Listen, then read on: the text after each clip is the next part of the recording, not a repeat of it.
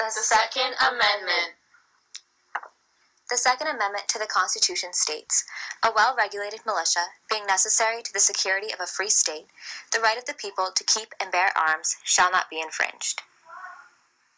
This amendment was added to the Bill of Rights in order to give the public more confidence in their new government.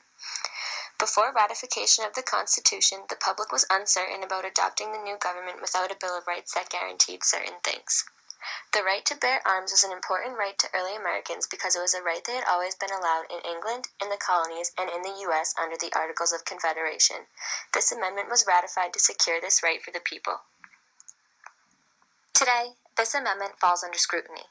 In modern society, guns are generally thought of less in the context of self-defense and more in the context of violence and crime.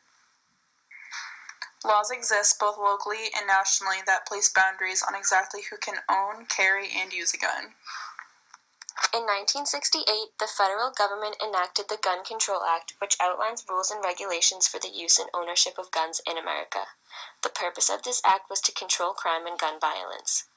It was not an effort to infringe on the rights of law-abiding citizens. This act, in combination with the National Firearms Act, placed heavy restrictions on how guns are used in the United States.